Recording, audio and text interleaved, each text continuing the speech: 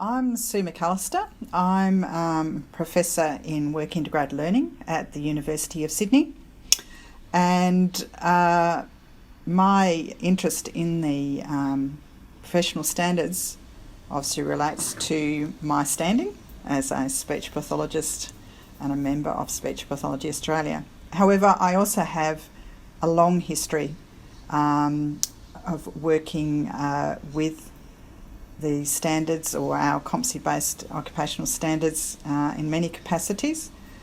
One of them was through my PhD work, which led to the development of Compass, our competency-based assessment tool,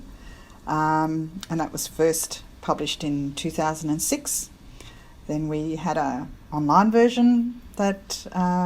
myself and my colleagues worked on and launched in 2009, and then a review in 2013, and that was related to the next version of the CBOS, or Competency-Based Occupational Standards, and I'm delighted to be here in this situation again of moving forward to be thinking about how we want to translate what our competency standards or now professional standards are into assessment and learning support for our students. I've been involved with Speech Pathology Australia from a new graduate and working as a clinical educator soon after that. And so I've been privileged to be involved in and to observe multiple cycles of our profession really grappling with what it is that we do, and how do we do it, and how do we best serve our clients, patients, their families and community. One of the things that as we keep evolving as a profession and keep thinking more deeply and more creatively about what it is that we do and how do we do it, and how do we serve our clients and our community, their families and communities well, is thinking about how do we develop the next generation or our future workforce of speech pathologists. So Compass has obviously been very central to that whole process and was designed from the outset to be really thinking about how to support that learning process and that development as a professional for our students, as well as how to determine when a student is ready to enter the profession and the next phase of their learning and their development. So the new professional standards present a fantastic opportunity to continue to develop that aspect of our work and that collaboration between the university and the practice community to develop the future workforce of speech pathology and prepare them for the vision that we share and that Speech Pathology Australia has crystallised, in fact, in the 2030 document, for example, about what it is that speech pathology could be contributing to the community. So one of the things about the way that Speech Pathology Australia has gone about development of previously competency standards, and I've observed and been part of 2 cycles of that, and now this 3rd cycle of moving towards a professional standards framework, is that has always been, I guess, at the forefront